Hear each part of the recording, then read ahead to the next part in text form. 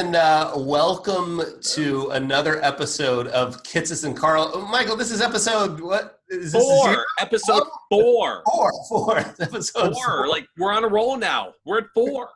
Episode 4. So good. How are you? I'm doing well. I'm excited. I'm a little freaked out. Like, we're already in March. Time is flying. Like, yeah. I realized as I was talking to someone a few days ago that in 9 months it will be the 20s. Right? Like the 20s was always the roaring 20s, the bull market that led to the Great Depression. Like, it's the 20s because we didn't really have that word for like the teens or the aughts. No one talks about the 1900 aughts, but we're going to cue into the 20s. We are now officially repeating the decades I studied when I was young, and they were past tense. I'm like, it's about to get weird. I'm freaking out a little that 2019 is blowing by, and we're about to start the decade of the 20s. Yeah, but I just feel good because you have a blue shirt on. Like, all is well in the world. All is otherwise well in the world. I went to get a shirt out of the closet. I actually did this out loud.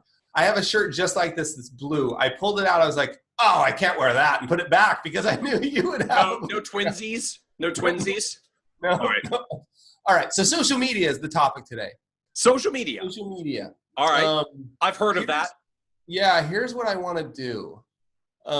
My impression, and we can talk about whether or not your impression is different, but my impression as I travel around to big conferences of groups of financial people, financial advisors, financial planners, whatever we want to, wealth managers, whatever we're using these days. I go to these conferences and there's always a social media consultant or a social media expert. Yes. That gives I believe the term du jour is guru. I don't want to. Social media. Well, for a while it was social media ninja, but now I think it's just social media guru. Somebody tried to introduce me the other day as a thought leader, and I was like, I can't. I don't even know what that is. What does it mean? Like, where are they? Where are the leaders? The thoughts that I'm leading? Is it like the Pied Piper? Anyway, guru. So there's a social media thought leader who gives a breakout, and we know some of these people that actually are good. Like, there are some. So I want to be clear. Like, it's a little bit like financial advisors, right? Like, there's real ones and there's fake ones. Right. Unfortunately, we often run into these fake ones. And my sense is the sense of anxiety that I feel, it feels like it's died down just a little bit, but it's still there. The sense of anxiety that I feel from the advisor industry around social media, because somebody told them that if they are not active, really active on Facebook, Twitter, LinkedIn, Instagram, Pinterest, they may as well crawl under a rock and die because no millennial will ever hire them as an advisor. Like, the anxiety level to me sort of reached a pitch. I don't know if it was a year ago or 6 months ago. It seems to die down with, I'm thinking it's dying down with Facebook's problems. Like, we're just not hearing as much. Yeah. But I want to talk about it'd be interesting for us both to talk about how we view social media, because I think we view it very differently. Yeah. But most important to the viewers is there's a big difference between maybe how you and I, both why and how we're using social media. Yep. And how we would, if I was back running my own independent financial planning firm, I would probably be doing, in fact, I know I would be using it much differently. So let's start there. Like, what do you make of all this social media stuff? So first and foremost, like, I'll put myself squarely in the camp of, no, you do not need to be on social media to survive in the future, even with millennials. It's not an essential piece that thou must have an Instagram feed that has cool pictures and a Facebook page and a Twitter account and all the rest. Tag. Yes, no required hashtagging. But there's actually a but to this. But you do need a website. That part, I think, actually does matter. Like, we are in the age where no matter what someone says, I don't care if you do all of your business development by referrals, someone types your name into Google, right? They just want to make sure you weren't like Bernie Madoff's lesser known partner that comes up in the headlines. Like, people check you out online. It doesn't necessarily mean they're going to follow you or that you have to have an awesome Instagram feed in order to capture them as a prospect, but they're going to check you out. They are going to do something to at least just validate you are A, not a known criminal with bad headlines, and B, that you are somehow a bona fide professional. And I don't think you need a social media presence to do that, but I think you actually do at least need a website that actually looks decent in at least the current decade, and not from the prior decade. Like, it is a credibility factor. 20 years ago, I would make this assessment by coming to your office and looking around, just seeing, like, do you have the office that I think a professional would have that's part of one of those credibility markers?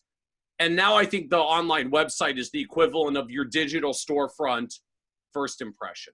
So I don't think the social media part is crucial, but I actually do think the website part is. Well, I didn't expect to get here so fast, just because I think it's so. What, you thought I was going to like defend social media more ardently first? No. I think we still have plenty of room, but websites already. What do you make of this?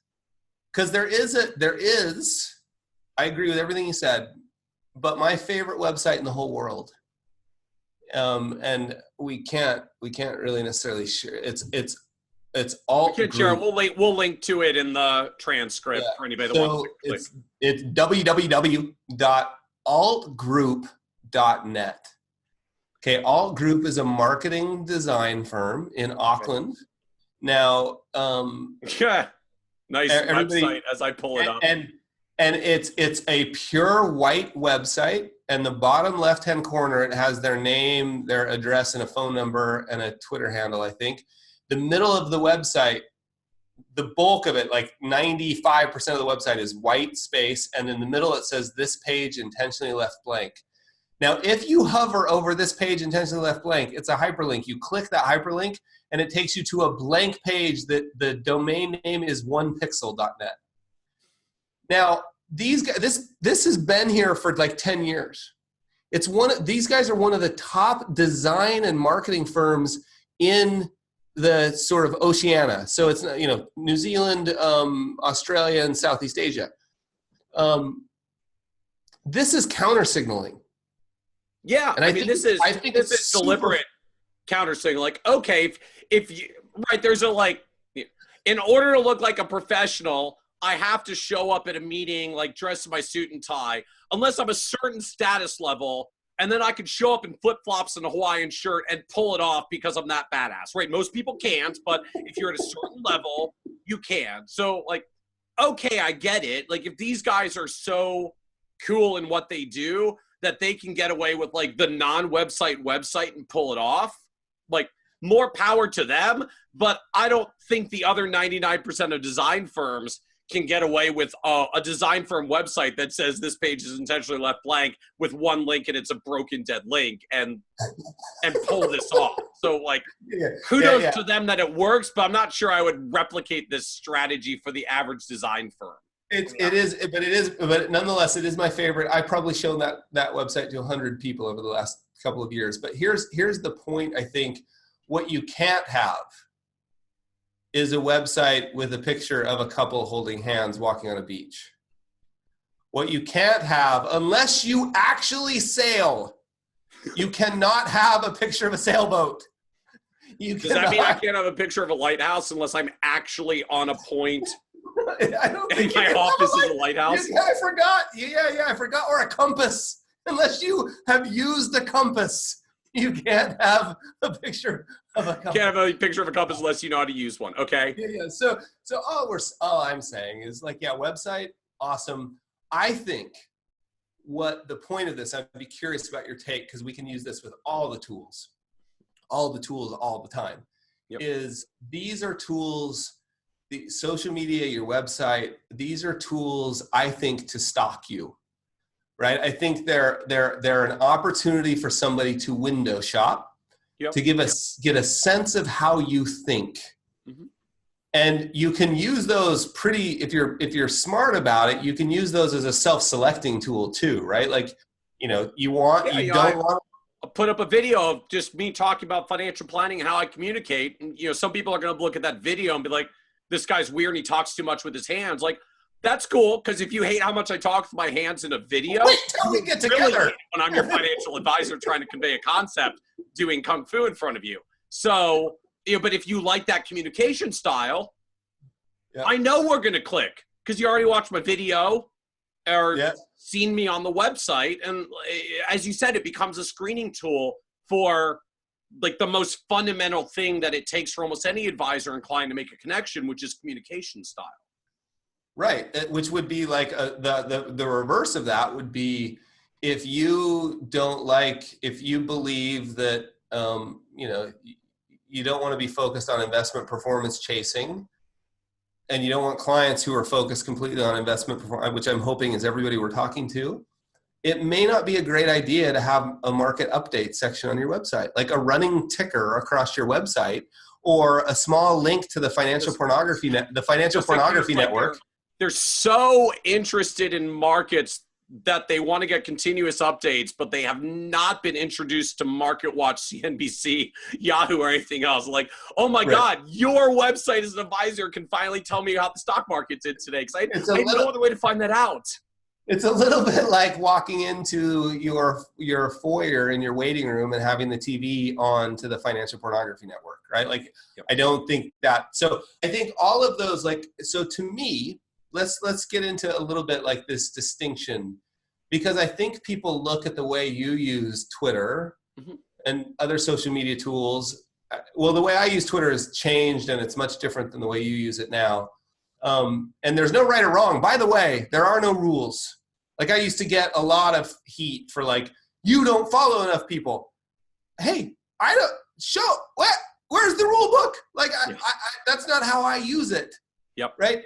So let's talk about the difference between the way you and I use Twitter, or at least talk about the way you use it versus how you think an individual financial planner should use it or could use it. So you made an interesting comment earlier in saying like how you use social media now is not necessarily how you would use it as an advisor if you were trying to grow your practice. Because how I use social media is exactly how I would use social media in trying to grow my practice. I still do that to some extent because I'm two hats. I've got, businesses serving advisors, but I'm still partner back to an advisory firm. And, part of my blogging, writing, social media world actually is business development for the firm. But so here's how I view it. If you start from this framework that you need a website because people want to check you out, some of them are going to so far as stalking you. The reason they do it is they're essentially trying to figure out, do I like this person? Can I trust this person? Will I be able to communicate with them well? Like, am I going to be miserable if this is how they communicate to me? So if you kind of take that as the presumption, as the starting point, then social media just becomes the extension of that. As I view social media, like social media is nothing more than kind of literally a medium for being social. It's a place to interact with other human beings. If I was more extroverted, I probably would do this at networking meetings, but since I'm an introvert, I hate networking meetings and I prefer me some Twitter. So to each their own about their style of interaction, but the point in essence to it is the same. Like, I show up as a human being on Twitter to interact with other human beings on Twitter, because when human beings interact with other human beings, sometimes you form relationships and make connections, and those become either the foundations for trust, business building, client development, or at a minimum, if you're doing that in a social environment, other people can see those interactions as well and begin to form opinions about you, right? Like, oh, I haven't met that person yet at the networking meeting, but like, that seems the person that everybody wants to meet, so I want to meet that person as well. Like, that social dynamic exists in the same way in social media, because it's just another medium for being social. And so I view it very much that way. Now, if I was only doing client business development and not some of the other things that I do, the particular things I talk about on social media would probably be a little bit different. I would do a little bit less industry stuff, which clients don't care about. I would do a little bit more what matters to my clients because they care about what matters to them. But the essence of it is still the same. Like, to me, it's just another medium for being social. So you show up, you be authentic, you try to be helpful, you try to convey some level of professionalism about what you do. Some people will not like it, just like some people won't click with you when you show up in a networking meeting, but some will. And those are the people that I hope to connect with and extend the relationship. Like, it's kind of that simple, with sort of the cool asterisk that if I do this in a networking meeting, I can get, 1 people, 5 people, 10 people. I do this on social media, like, oh, I just sent that out to 50,000 followers all at once. So it's a more multiplied medium, which ultimately is one of the reasons I like it. Just sort of literally feels more productive to go one-to-many and then follow that up later with some one-to-ones. Yeah, totally. I think, to clarify, I think if I was building a local business where I wanted to, like I'm living in my town in Park City, Utah, and I want people to come into my office and meet with me. And I know there are plenty, please, there's no ethical or moral discussion around right or wrong around this. Like plenty of people who build virtual businesses, no problem, right? But if I was building because I think we still, for most people, a face-to-face meeting is still awesome, right? Like there's a level of connection that happens there. So if I was building a local business, which a lot of the advisors that I still talk with are trying to build local businesses. Most, as far as overwhelming majority, as far as I know by numbers. Yeah. Most of us, if we get a virtual client, it's like, hey, I don't live near you, but I'd like to give you my life savings. Like, oh yeah, I'll take your money. Like, we'll make that work. Yeah, but it's not how they're marketing. It's not how they're trying to build their businesses. Most advisors do locally. Yeah, and you and I both know people who've been very successful at actually doing specifically that, right? Like I build a virtual business, but I think most people building local. For me, local, I always sort of joke, like, here's social media for you. Like, schedule a breakfast meeting, invite 10 to 12 people there. When they show up, shake their hands, that's social, and then give a 25-minute presentation. That's called media, right? So like that's okay too. And I think, to me, like the goal of all of this, just keep in mind, I think this is probably the most important part, right? Like, is what's the goal? Because if the goal is to get Twitter famous, that's one set of, nothing wrong with it. Like, that's one set. If the goal is to get mentioned in national press, that's one way of behaving. It's not any less authentic. It's not, but it may or may not be a different, it may or may not, that behavior may or may not serve, it won't detract, but it may not serve, it may not be the most efficient way to serve you in building a local business. We can think of counter arguments to that, but all I'm saying, if you keep the goal in mind, and if the goal is to build a local business, right, I think taking some of that energy, to me, that energy that I could be spending interacting on Twitter or Facebook or whatever, and applying it in ways that local business, and figuring out creative ways to multiply that, the ability to expand your network there locally, right? Like, become a really trusted resource for the business writer at your local paper. Show up at local meetings and speak, except, all of those sorts of things. It's just a different set of goals. And I think it's really easy to get confused about that because you've got the social media guru telling you it's so important. So I just think if you keep the purpose in mind, it will help drive the decisions about how you're going to use those tools. Well, I agree. Because again, look, even if you're doing this locally, someone may still Google you and make sure it's a legit website. Like, unless you're from a really small town where everybody knows everybody, right? Like, there's still a little bit of due diligence. The internet's still the great due diligence vehicle. So again, like, I think the website matters even in that local context. But once we get past that, again, I just view social media as another medium for being social. Like, it's another medium. Other mediums include all the ones that we've done historically, right? Business networking and seminars and educational events and chamber of commerce and all those things. Like, those are a bunch of other ways to be social. So we're a people business, we're a relationship business. You probably have to do something social at some point to reform some relationships if if you're going to get some clients. But social media is just one particular platform for doing that.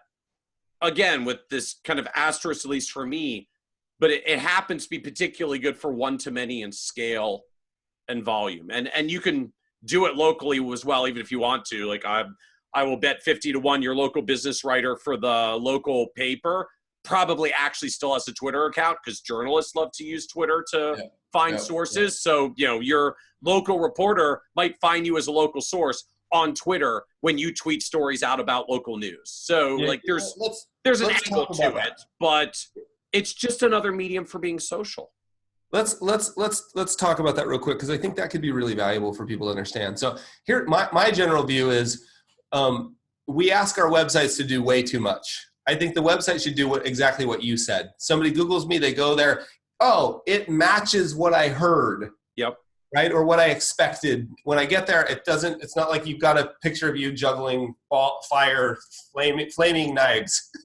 unless that's your niche, and that would be really cool. And we're back to good niches. Jugglers is your thing, but otherwise. Good niches, flaming knives, good. That's a good niche. That's just as good as the you're an unlikable person niche, which we gave away for free in episode 17, or -2, whatever it was. But I think the website you land there, I don't think you're going to convince somebody. So I think, to me, a website should give me an opportunity to find out more about you. Yep. And I think the best way to do that is via an ongoing, we could either call it a blog, or if you want to be more sophisticated, you call it updates, or an opportunity to sign up for a newsletter delivered in my inbox of useful information written by you, not written, probably going to get in trouble for this, but not written by somebody else. But you show up at the website, beyond the website. Trust in your expertise. At some point, you have to show up and demonstrate your expertise.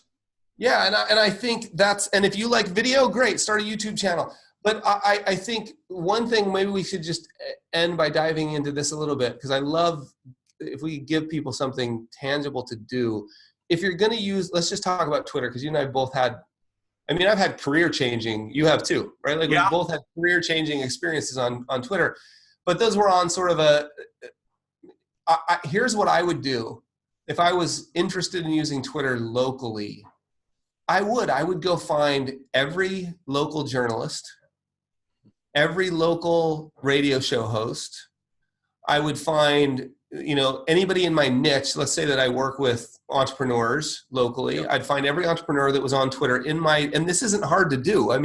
A couple hours with no extra tools, you could just do your own searching and find it. Follow those people, and never, please don't ask for anything. You're not allowed to say, please retweet this ever. No. You just can't. Anyway, Josh Brown, once we were having this conversation, and Josh Brown was like, yeah, well, what I like to tell people is say something worth retweeting, and I will. And of course he was being nice about it. But so all you're going to do is add. Yep. Like, hey, John, hey, Melissa, I really thought that was great. Or John is looking for this. Did you know Melissa over here does that? Or, you just start. And if you devoted, I used to do this. I did it with email, right? I would devote an hour a day. I would just stare at the wall, and I would say, what could I send to, I had a list of 20 people that were either clients or really influential people. And I would say, what could I send them that would add value to their day? And the emails just look like, hey, Melissa, I read this and thought of you. Well, now you can do that with Twitter. And when you do it, other people see that you're doing it. That's what I would do if I was building something locally. Because you could quickly get that list to 400 or 500 people. You're never going to show up to a networking event with 400 or 500 people. And you could get access to people on Twitter that you can't get access any other way by adding value. And that to me is one of the such striking points around, I think, Twitter in particular. It's like a direct feed access. If you called, random reporter, you're going to struggle to get through. And if you only because they're getting hit by 47 other PR firms. And, you want to call random local small business owner in town, good luck getting through. But That random small business owner probably only has 172 followers on Twitter and only gets 1 or 2 or 3 tweets a week of someone that interacts with them. It's like, you tweet at them, it gets noticed really fast.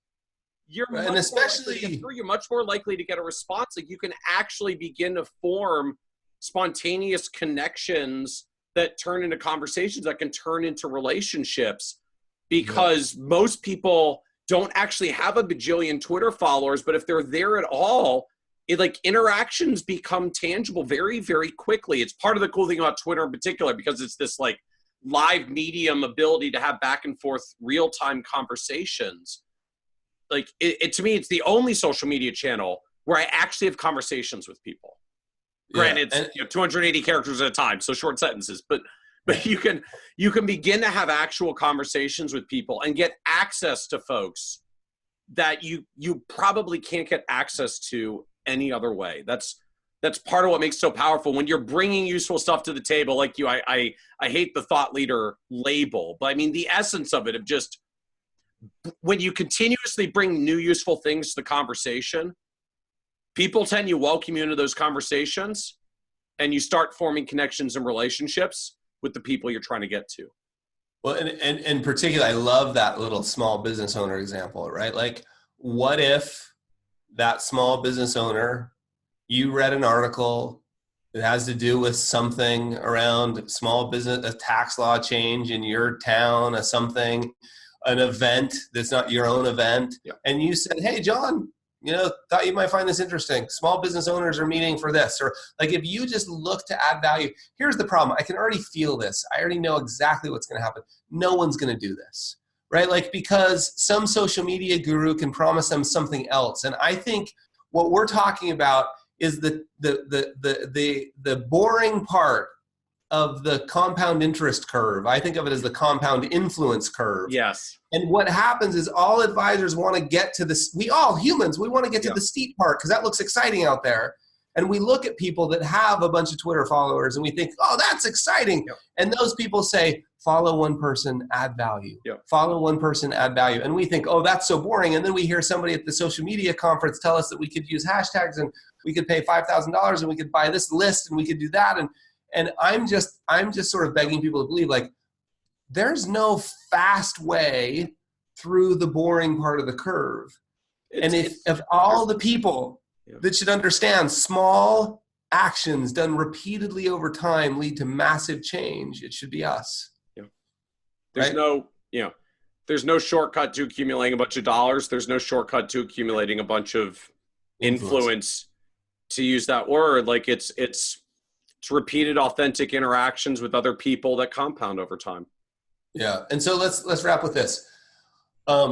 Just because I know it's about this moment in a presentation that I give that I see advisors go, yeah. And then, oh crap, what do I say?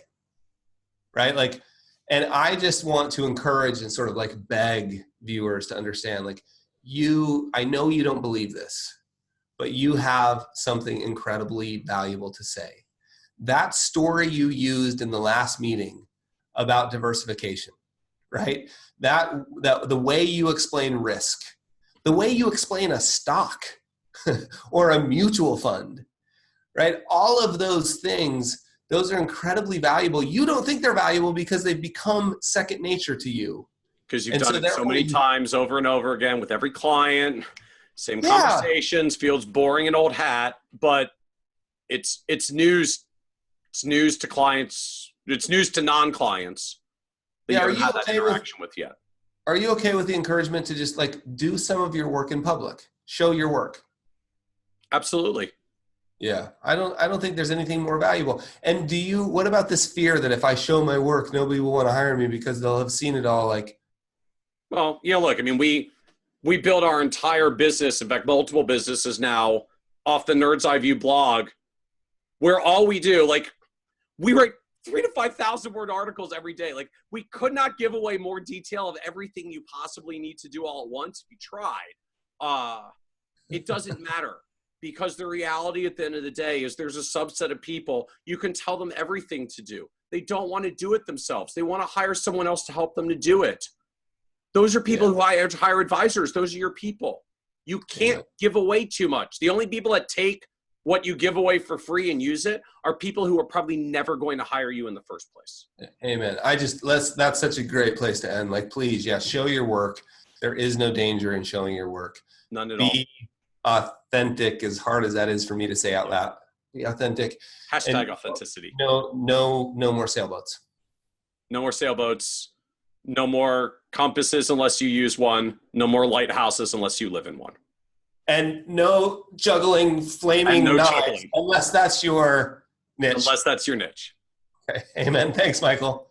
Thank you, Carl.